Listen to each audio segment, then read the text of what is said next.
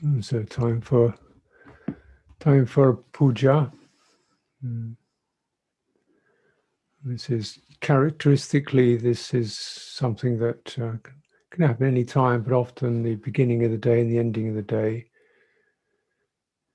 is good, because beginning of the day, it's both offers the opportunity for a kind of surveillance, like you survey the field of your mind, field of your karmic field. And you survey it with you're not really doing anything about it. You're just establishing this principle of being Buddha, witnessing the world, right? So if you ever wanted to be a Buddha, now's your chance. It's a tough job because there's lots of things to see that perhaps you didn't really want to see, or don't fit into the normal boxes and lines and categories that we operate through. But that's a long story. So, but let's take that image, Buddha surveying the world and it says the Buddha surveys the world with the eye of compassion and with the awareness of the emptiness or not self. These are just qualities moving around. So we survey what we loosely call my mind, but it's not just thinking, it's energies, it's moods, it's feelings, there's a level of imaginary experience, images wafting up, circumstances floating through. It's a very fluid field. And the probably the most accurate way of telling it is the karma, field of karma. That is the inherited accumulation of effects and impressions that are resting there, and the chitta is in a relationship with that, often entangled with it. So with Buddha arises, instead of being entangled with the Buddha arises in the world. This is the world he's arising in. Obviously, historical Buddha arises in the northern India, but here and now Buddha arises in this world. And this world, some of it's about present day circumstances, some of it's about circumstances in the past, some of it's about imaginary influences or images, some of it's just drifting in, but all of it has got some potential to generate the experience I am. This is called the karmic field, the field of karma. And the saying, let me think, where's this? Anguttara Nikaya, people like to give these references. Book of the Threes, the Numerical Discourses, Book of the Threes, I think 75. Karma is the field, consciousness is the seed, and tanha is the juice that feeds the seed. And in this way, there is the sense of a being born. So, whoa, what's that about, right? We've got the field. Consciousness means that something it's being made present, and there's an engagement of tanha, crave, thirst. And the thirst is to assemble a fixed reality out of that. This is not a decision, it's a reflex. That which is experienced, what's this mean? What am I supposed to do with it? There's an engagement, reflex engagement, which fixates. And then that's mine. That's in my mind. There's called bhava tanha, the craving to become something, to firm up this territory as my world, myself, my mind, I'm in this. Now, for one void of tanha, craving, there's the field. There it is. And one void of craving does not have that compulsive engagement, does not generate me, myself, does not generate them, does not generate they should be, does not generate they were, does not generate I ought to be, just witnesses this is the field. And what's helpful here is maybe just a bit of calming, steadying. This is the movement, sympathy, anukampa, love, equanimity, compassion, gladness at the welfare of beings, loving kindness. These are the inflections that generate from that upright Buddha axis. So, now when we do the chanting, how does this support it? Because for a start, if you want to chant, you've really got to get your body upright axis in a very literal physical way. You can't chant crumpled up. You've got to open the chest, not strained, but definitely all set, and open up the throat, like you're about to sigh. So it's an open stability. Remember that phrase, very helpful phrase, open stability. Yeah. And that's your body. Sound is then moving through that. And there's a gentle movement, sound, resounding the breath through that open, stable physical form. Within that physical form, then the energies are not twisted or pressurized or compressed. They just flow quite freely. Now, with chanting, so there's that experience. And the body picks up that sense of, oh yeah, open. And the nature of the resonant relationship between body at this level, one's energy body is nicely spread, it's not strained. And the chitta, heart awareness picks up that quality. So heart and awareness also goes stable, open. Right? It's like these are, I'm saying this many times because it's we don't really make much of it or recognize it, but this is the principle of how you can use your body to being around changes to your mind that your mind can't do on its own. It's like your body sort of gently pulls it open, opens it up. Through that, as long as your awareness is touching that bodily energy. So that bodily energy, both the frame is wide open, the flow through that is sustained, moderated, fluid. So Chitta picks that up. The main result is that to some degree or another, the Chitta is also opened. The breathing is fluid. The Chitta also gets a little bit less rigid and fixated and urgent and got to and can't, it doesn't get these locked states. It's a little bit, okay, well, maybe, just flow along with this.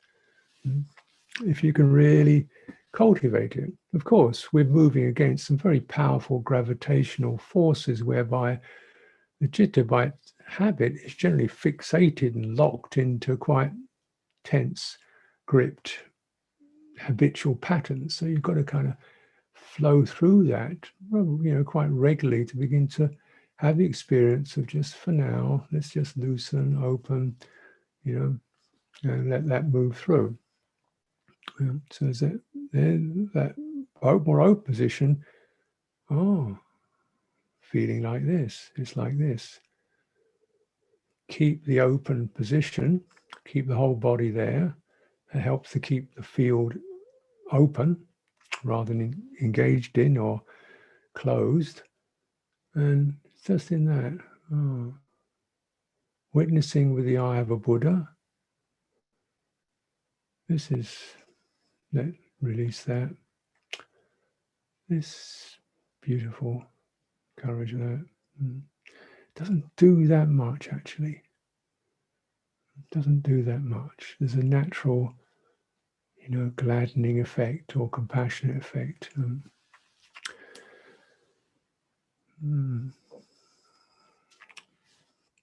Now today we'll bring in this chant I touched in the other day, that the boundless qualities, suffusion, divine abidings, and metta sahagatena.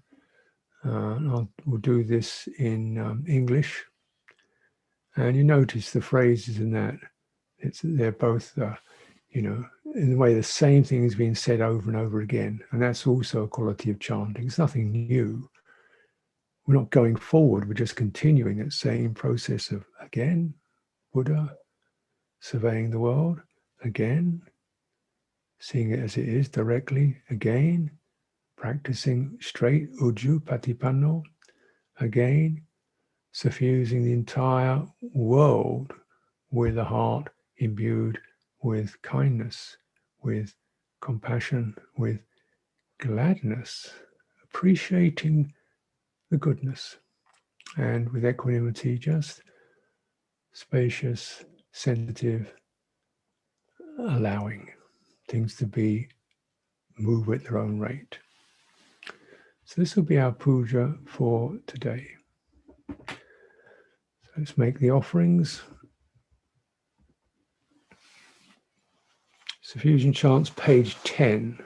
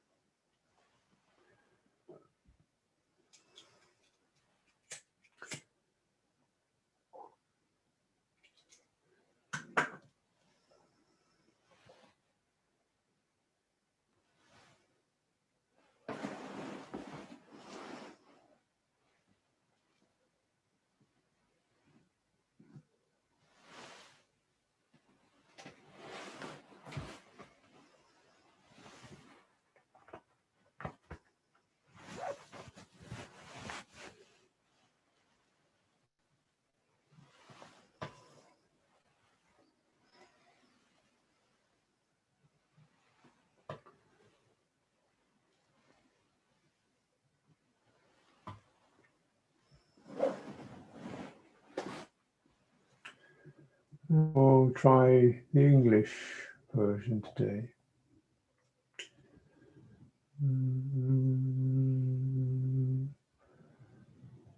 The Blessed One, the Lord, who fully attained perfect enlightenment, to the teaching which he expounded so well, and to the Blessed One's disciples who had practiced well, to these the Buddha, the Kamma, and the Sangha, we render with offerings our rightful homage. It is well for us that the Blessed One, having attained liberation, still had compassion for later generations. May these simple offerings be accepted for our long-lasting benefit and for the happiness it gives us. The Lord, the perfectly enlightened and Blessed One, I render homage to the Buddha, the Blessed One.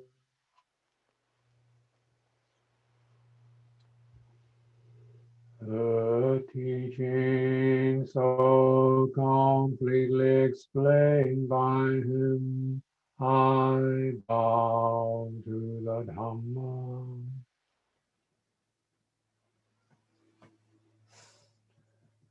the Blessed One's disciples who have practiced well. I bow to the Sangha.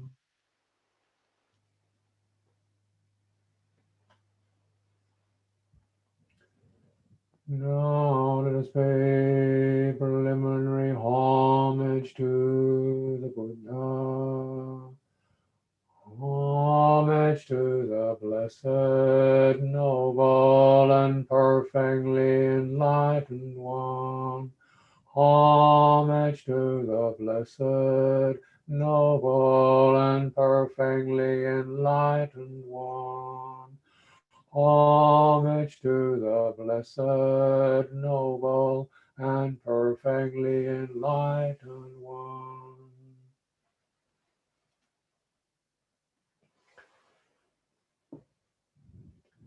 Now let us chant the recollection of the Buddha. A good word of the Blessed One's reputation has spread as follows. He, the Blessed One, is indeed the pure one, the perfectly enlightened one. He is impeccable in conduct and understanding, the accomplished one, the knower of the worlds. He trains perfectly those who wish to be trained. He is teacher of gods and humans. He is awake and holy.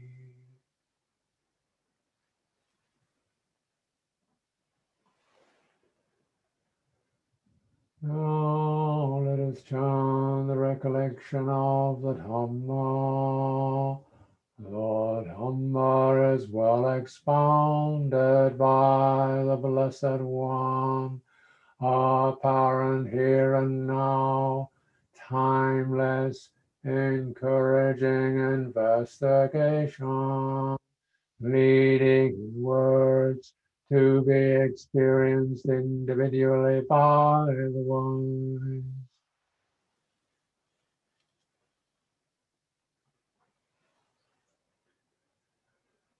Oh, let us chant the recollection of the Sangha. They are the Blessed One's disciples who have practiced well, who have practiced directly, who have practiced insightfully, those who practice with integrity.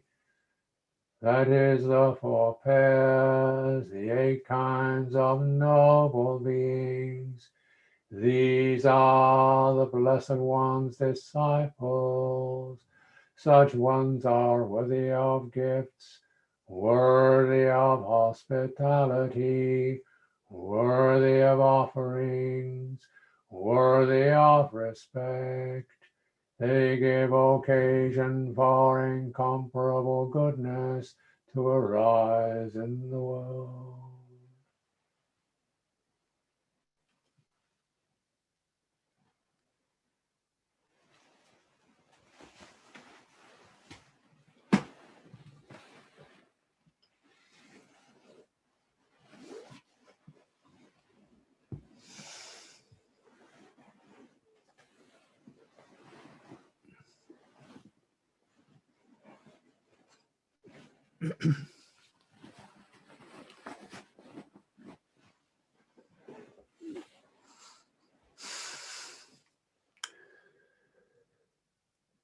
Now let us make the four boundless qualities shine forth. I will abide, pervading 1/4, with a heart imbued with loving kindness. Likewise the second, likewise the third, likewise the fourth, so above and below, around and everywhere, and to all as to myself. I will abide, being the all-encompassing world, with a heart imbued with loving kindness, abundant, exalted, immeasurable, without hostility and without ill will. I will abide, pervading one quarter, with a heart imbued with compassion, likewise the second, likewise the third, likewise the fourth. So above and below, around and everywhere, and to all as to myself, I will abide, pervading the all-encompassing world, with a heart imbued with compassion, abundant, exalted, immeasurable, without hostility and without ill will. I will abide, pervading one quarter, with a heart imbued with gladness, likewise the second, likewise the third, likewise the fourth, so above and below, around and everywhere, and to all as to myself, I will abide, pervading the all-encompassing world, with a heart imbued with gladness, abundant, exalted, immeasurable, without hostility and without ill will. I will abide, pervading one quarter, with a heart imbued with equanimity, likewise the second, likewise the third, likewise the fourth, so above and below, around and everywhere, and to all as to myself, I will abide, pervading the all-encompassing world, with a heart imbued with equanimity, abundant, exalted, immeasurable, without hostility and without ill will.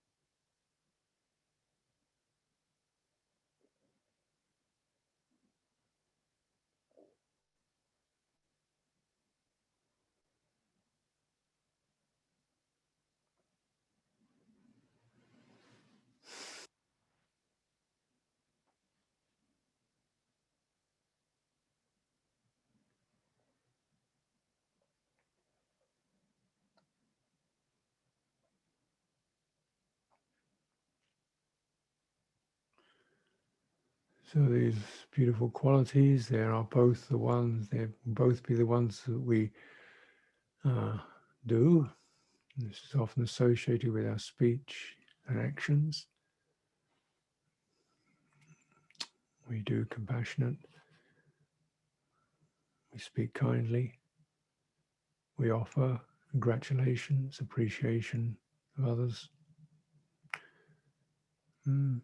We try to remain open and even-minded in the face of ups and downs.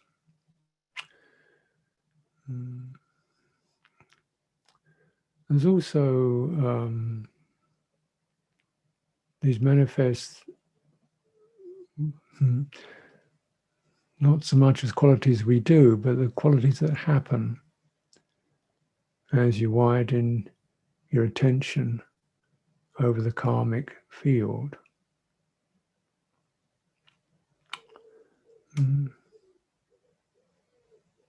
Consciousness is the seed, craving is the juice. Now if we switch off the craving, that things be this way or that way, makes sense, then we can arrive at a conclusion. We give up these kinds of thirsts, and yet we don't turn away. There's a relationship there. The Buddha,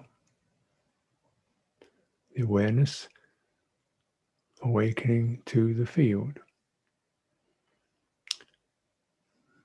Buddha arises in the world,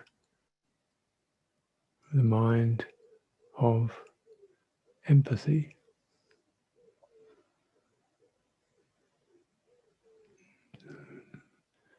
Let yourself be touched by it, but not pulled into it. And bear in mind you have a choice here.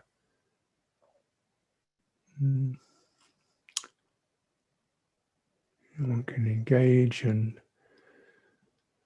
close it, go somewhere else, and perhaps sometimes that's what we do if it's a little bit too difficult. Then you try to once again encourage developing strengths through virtue, generosity, and so on.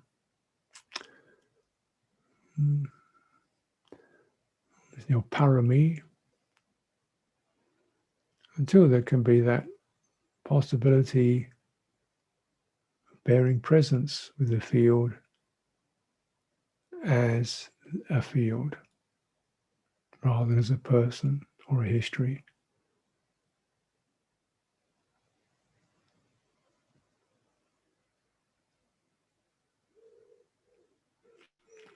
Thoughts, emotions, sometimes old, tired emotions, sometimes familiar frustrations, sometimes addictive urges.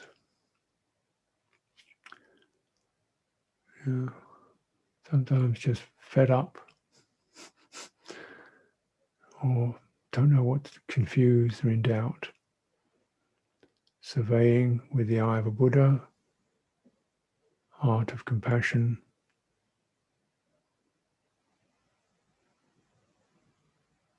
Some of that compassion, goodwill play over the field. Don't really generate it, you realize it. It's the only relationship that's possible when you relinquish craving.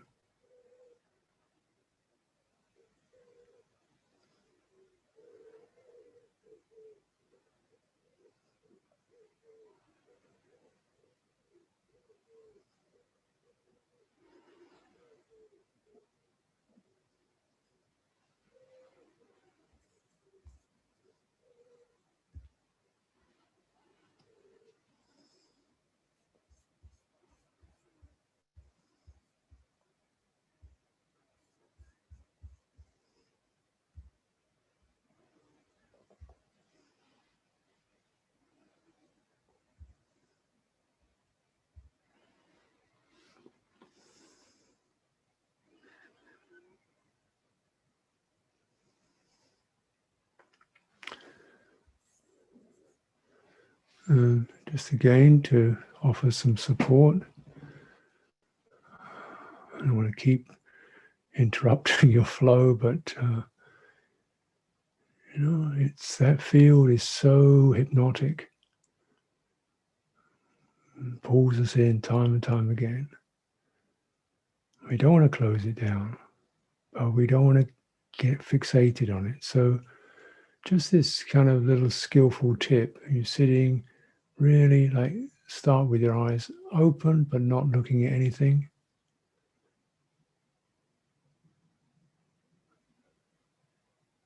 And with the body upright, but open yet stable. Relaxed, the eyes open, but also relaxed and stable, not fluttering around. And this helps to act as a kind of, almost like a anchoring.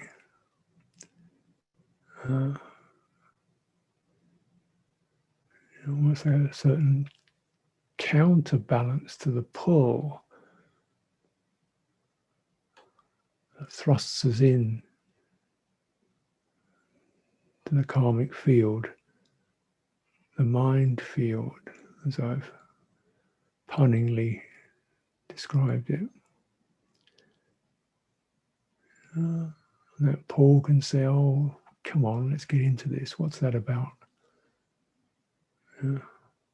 Just figure this one out.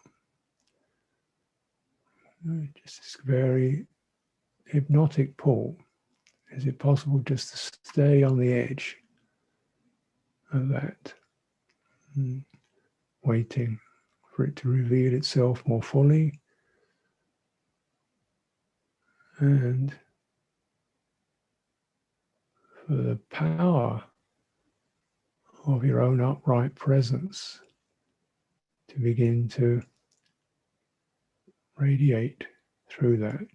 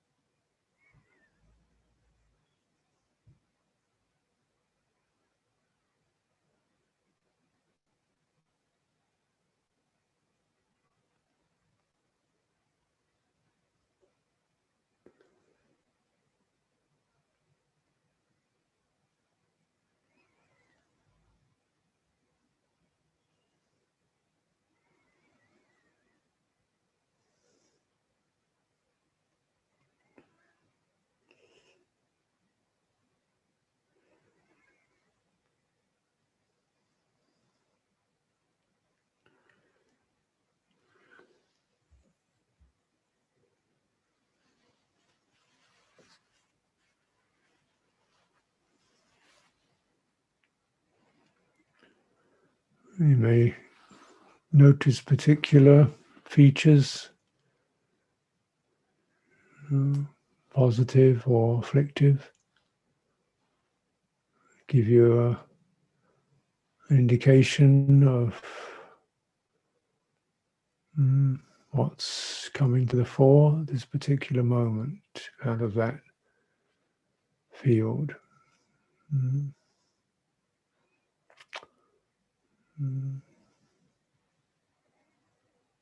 Can be restless uncenteredness. It can be something we feel we have to do, or it can be just sadness for no particular reason, tiredness. Sometimes there's energy draining. Yeah.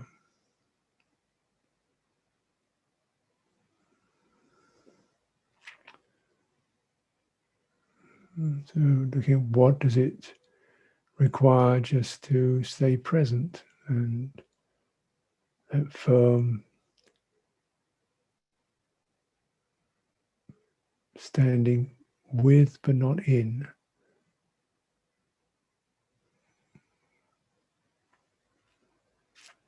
Use the body, use the focusing power of attention. Keep your involvement, your intentions quite light. Listening, sensing, steadying, not coming up with an answer.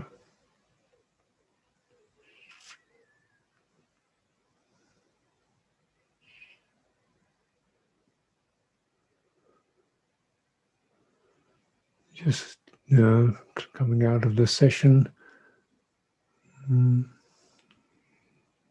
being to re-engage with the sensory fields. The first field, the field of bodily sensation. You might even just slightly move your head or anything that feels comfortable. Stay as body, that small movements that just move energy around a little. There's this warm welcome to this.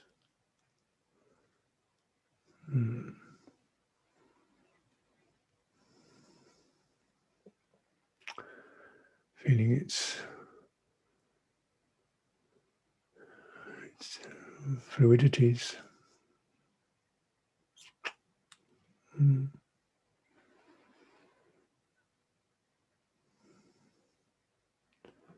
Hearing consciousness wraps around you. Big open space of listening. Mind has to be quiet to listen. It's great meditation, just listening.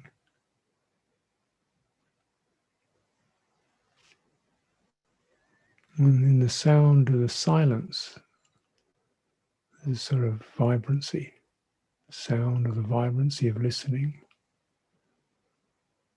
And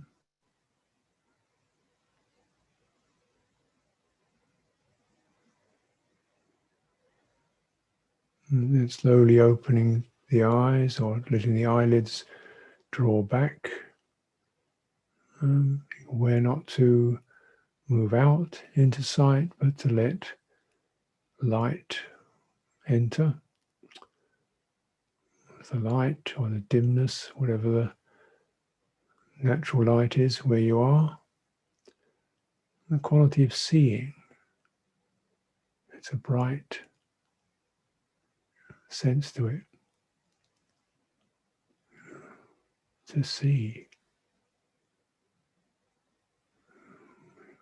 Visual consciousness has got a bright luminosity to it. You don't see it as a light, you feel it. When it's been closed, it opens up. Not the objects, but the nature of visual consciousness when it's empty of any particular direction or object or inclination.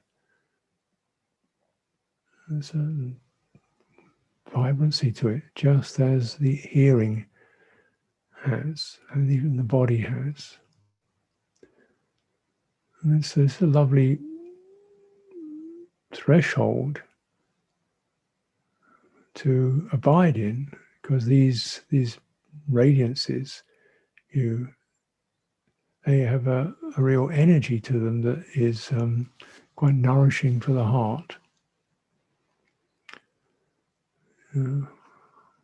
Often this heart is quite depleted, so just being in that threshold, breathing in, breathing out, taking in some of the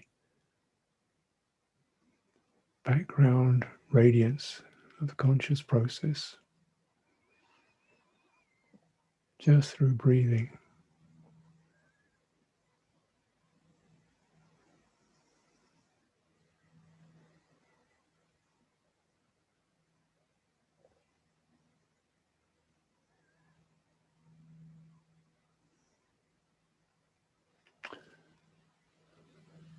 So we'll come to the closure of the puja, salutation to the triple gem. And when the sound recedes, finishes, silence after it, and seeing what feels appropriate to do or not do in next private time for about an hour and a half.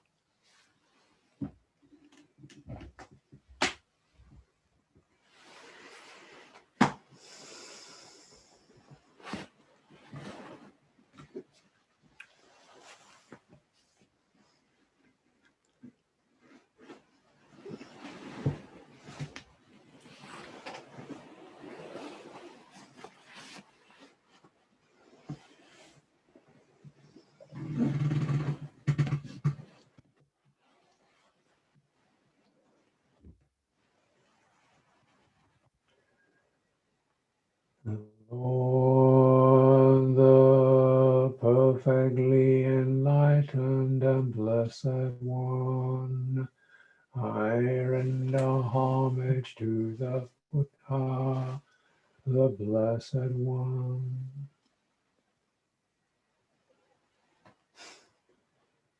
The teaching so completely explained by him, I bow to the Dhamma. The Blessed One's disciples who have practiced well, I